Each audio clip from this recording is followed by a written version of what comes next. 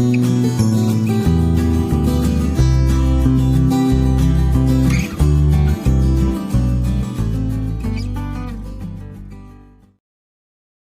semuanya, terima kasih buat kalian yang sudah mengklik video ini. Kembali lagi bersama saya, Valentina Utagalung, di video pembelajaran geografi untuk SMA kelas 11.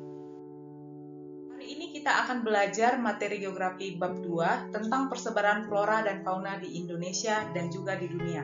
Di kelas 10, kalian sudah mempelajari tentang 5 objek material geografi, yaitu biosfer, atmosfer, litosfer, hidrosfer, dan antroposfer. Hari ini kita akan mempelajari salah satu dari kelima objek material tersebut, yaitu biosfer.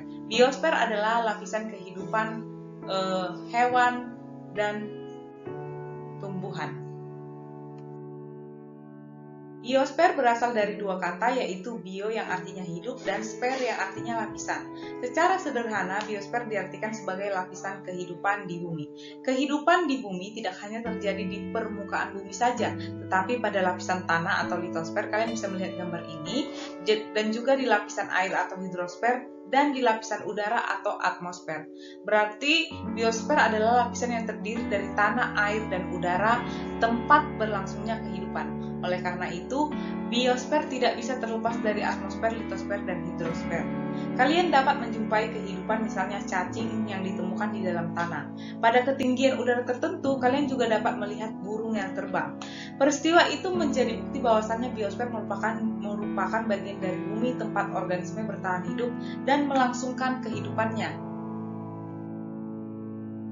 Biosfer merupakan jenjang kehidupan paling tinggi di muka bumi kita ini. Biosfer tersusun atas beberapa jenjang kehidupan, yaitu individu, populasi, komunitas, ekosistem, bioma, dan biosfer. Jadi biosfer itu adalah yang paling tinggi. Oke, kita akan membahas satu persatu mulai dari individu hingga biosfer. Individu adalah organisme tunggal atau makhluk hidup tunggal dalam spesies tertentu. Contoh individu itu adalah seekor kucing, sebatang pohon pisang, jadi dia satu atau tunggal. Sedangkan populasi adalah kumpulan dari individu-individu tersebut. Jadi populasi ini kumpulan individu yang sejenis dan hidup pada suatu daerah dalam waktu tertentu.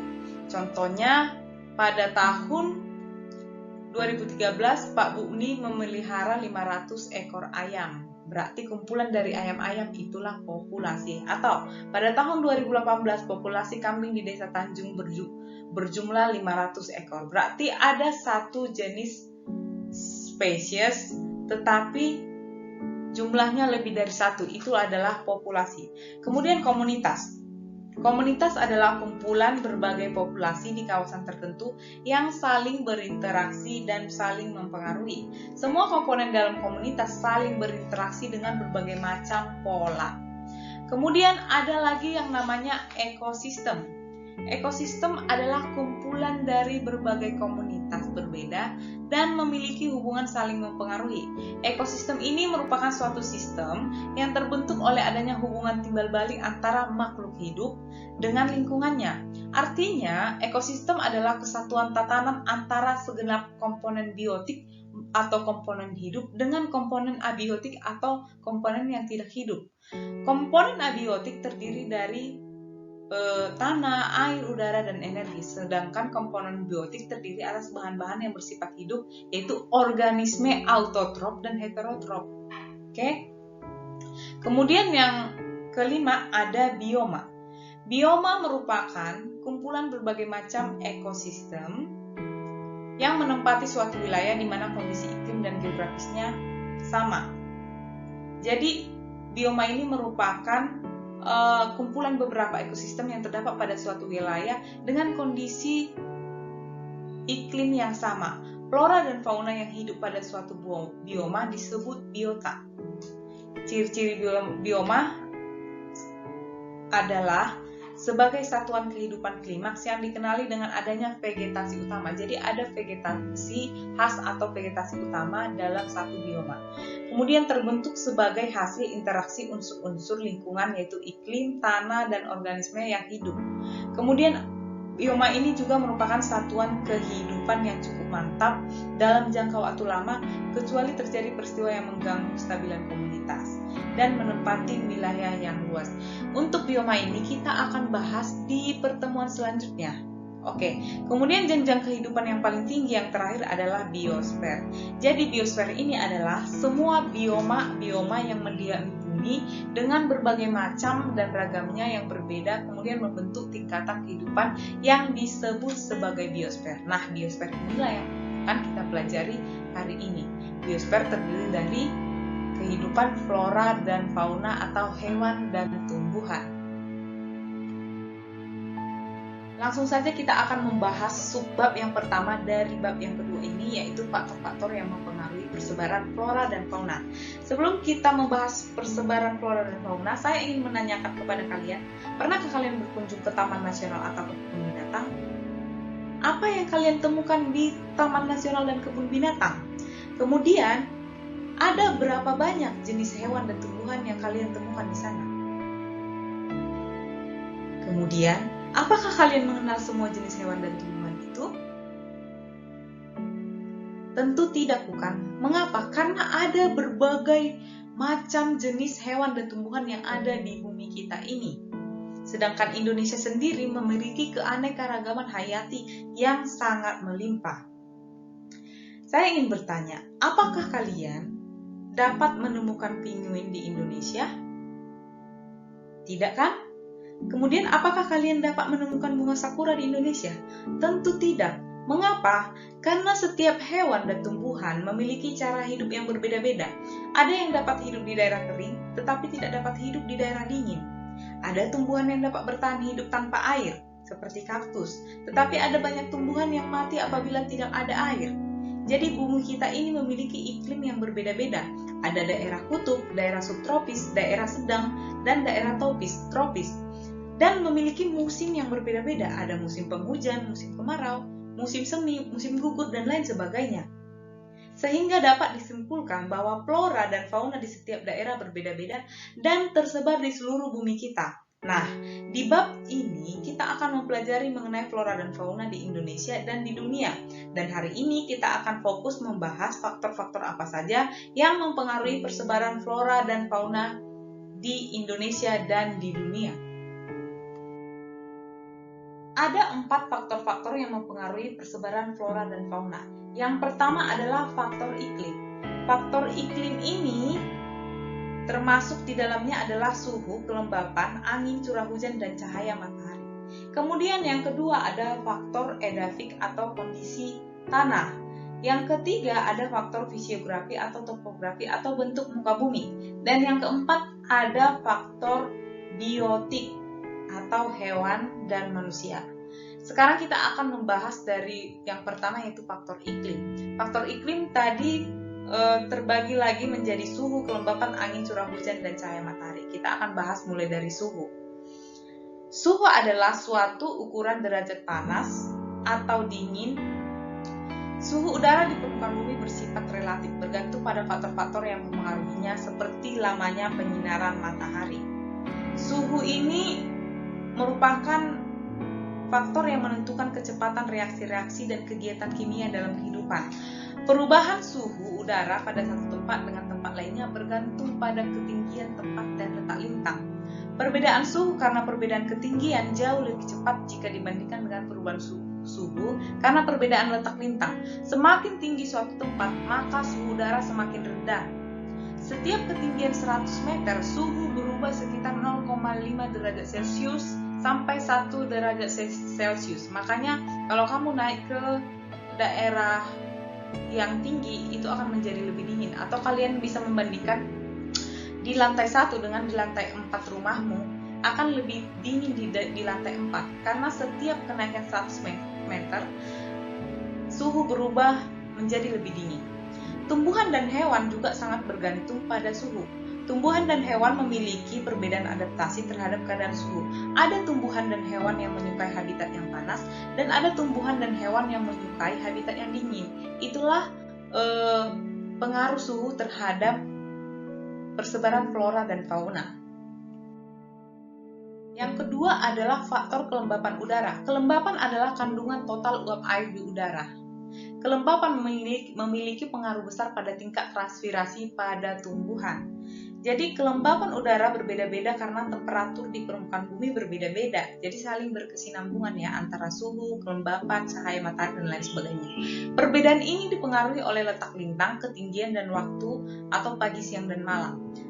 Jadi pagi, siang dan malam itu kelembapannya pasti berbeda. Semakin ke utara atau ke selatan khatulistiwa, kelembapan udara semakin menurun. Kelembapan merupakan faktor dari curah hujan dan suhu yang menentukan ada atau tidaknya beberapa tumbuhan dan hewan dalam habitat tertentu. Perbedaan unsur-unsur iklim yang telah diterangkan di tersebut menyebabkan adanya keanekaragaman flora dan fauna. Jadi udara yang basah dan kering dapat berpengaruh terhadap transpirasi dan pembuahan, tetapi sebaliknya dapat melemahkan pertumbuhan. Itulah pengaruh kelembapan udara terhadap flora dan fauna. Kemudian selanjutnya adalah angin. Angin adalah udara yang bergerak. Angin mempunyai pengaruh langsung terhadap vegetasi atau tumbuhan, terutama dalam menumbangkan pohon-pohon atau dengan mematahkan dahan-dahan atau bagian lainnya. Angin ini mempunyai pengaruh yang sama terhadap tanah, biasanya bersifat mengeringkan atau membawa udara yang lebih basah yang menurunkan transpirasi dan evaporasi, dan menyebabkan turunnya hujan. Udara mempercepat tumbuhan kehilangan air dengan membawa udara yang belum jenuh dengan air sehingga bersentuhan dengan daun-daun dan tunas-tunas yang masih muda. Secara mekanik, angin juga dapat menyebabkan terjadinya erosi tanah dan abrasi vegetasi melalui partikel-partikel yang dibawanya. Dan dari segi fisiologinya, dapat mengurangi kecepatan pertumbuhan dengan mengganti udara yang basah dengan udara yang kering, dan akibatnya dapat meningkatkan transpirasi. Jadi angin ini juga dapat menyebabkan biji-bijian dan spora tersebar kemana-mana yang kemudian tumbuh di berbagai tempat. Jadi dia mempengaruhi persebaran tumbuh-tumbuhan terutama. Itulah faktor atau pengaruh angin terhadap persebaran flora dan fauna. Selanjutnya adalah curah hujan. Curah hujan atau air sangat diperlukan oleh tumbuhan dan hewan untuk proses perkembangan dan metabolisme. Jadi, air yang ada di permukaan bumi kita kan berasal dari hujan. Sebaran curah hujan di setiap tempat itu berbeda-beda. Hujan sepanjang tahun hanya terdapat di beberapa bagian tempat tropis seperti Indonesia. Semakin jauh dari khatulistiwa, maka curah hujan semakin berkurang. Makanya biasanya daerah tropis itu, hewan dan tumbuhannya lebih beraneka ragam dibandingkan daerah subtropis atau di daerah gurun atau di daerah kutub. Karena biasanya hewan dan tumbuhan ini membutuhkan banyak air. Itulah pengaruh curah hujan ini terhadap persebaran flora dan fauna. Yang terakhir dari faktor iklim adalah cahaya matahari. Jumlah cahaya atau durasi dan intensitas cahaya di suatu wilayah itu menentukan jenis tumbuhan dan sebaran tumbuhan.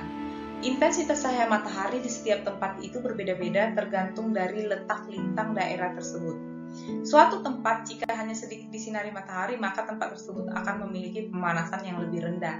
Tumbuhan memiliki adaptasi tertentu terhadap kedinginan dan kekeringan. Ada tumbuhan yang bisa hidup di daerah dingin, ada juga yang bisa hidup di daerah kering. Tapi biasanya tumbuhan itu membutuhkan air. Jadi hanya sedikit tumbuhan yang hidup di daerah yang kering. Jadi biasanya tumbuhan itu memerlukan cahaya untuk berfotosintesis dan beberapa proses reproduksi. Itulah faktor yang mempengaruhi pengaruh cahaya matahari terhadap persebaran flora dan fauna, khususnya tumbuhan. Faktor iklim sudah jelas. Kedua, kita akan masuk kepada faktor fisiografi. Faktor fisiografi sering juga disebut dengan faktor topografi. Faktor topografi adalah tingkat kemiringan dan ketinggian suatu tempat. Ternyata faktor ini mempengaruhi jenis hewan dan tumbuhan yang hidup di suatu wilayah. Sebagai contoh, kambing gunung yang hidup di pegunungan terjal. Kambing gunung berbeda dengan kambing yang biasa kita temui di kehidupan kita sehari-hari di dataran rendah. Mereka atau kambing di pegunungan itu memiliki bulu yang lebih tebal, yang sangat tebal karena habitatnya yang berada di pegunungan dengan tiupan angin yang kencang, jadi suhunya lebih dingin. Selain itu, kambing gunung memiliki kemampuan melompat-lompat di tebing yang tinggi dan terjal karena dia sudah adaptasi dengan daerah yang tinggi, jadi dia pintar melompat. Flora yang tumbuh di dataran tinggi juga berbeda dengan flora yang hidup di dataran rendah. Sebagai contoh, kita tidak akan bisa menemukan pohon teh yang tumbuh di tepi pantai, karena teh hanya bisa tumbuh di dataran tinggi yang sejuk, sementara daerah pantai itu kan daerah yang panas. Begitupun pohon kelapa hanya bisa ditemui di tepi pantai dan dataran rendah yang panas, dan jarang kita temui di daerah pegunungan. Nah, itulah dia faktor topografi. Kemudian yang ketiga ada faktor edafik. Faktor edafik adalah faktor tanah yang ditempati oleh hewan dan tumbuhan. Tanah yang subur akan memberikan dampak yang baik bagi pertumbuhan tanaman. Selain itu, hewan juga akan lebih mudah menemukan makanan jika tanaman di sekitarnya tumbuh subur dan berbuah lebat. Faktor-faktor edafik yang mempengaruhi jenis flora dan fauna adalah keasaman tanah, tekstur tanah, kandungan air tanah, struktur tanah, dan kandungan udara di dalam tanah. Tingkat keasaman atau pH menentukan kesuburan tanah.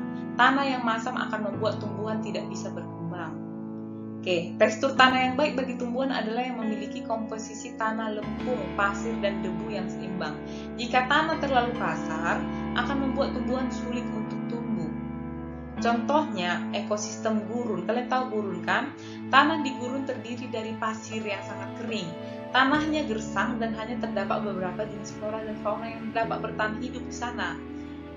Jadi itulah pengaruh tekstur ini terhadap tumbuhan dan juga hewan. Kemudian kandungan air tanah. Tumbuhan menggunakan akarnya untuk menyerap air di dalam tanah. Air tanah membantu tanaman menyerap mineral yang diperlukan bagi kelangsungan hidupnya. Kemudian struktur tanah juga berpengaruh terhadap flora dan fauna. Porositas dan struktur tanah memainkan peran penting dalam penyediaan air bagi tumbuhan.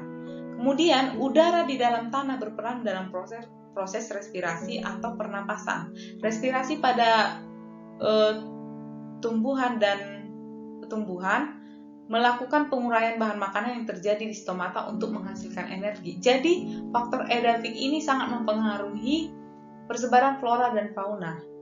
Karena biasanya flora dan fauna ini akan lebih banyak bertahan hidup di tanah yang subur yang dapat memberikan dia makanan. Jadi itulah pengaruh tanah atau faktor edafik ini terhadap persebaran flora dan fauna. Dan yang terakhir ada faktor biotik. Biotik tadi apa? Biotik ini adalah makhluk hidup, termasuk hewan dan juga manusia.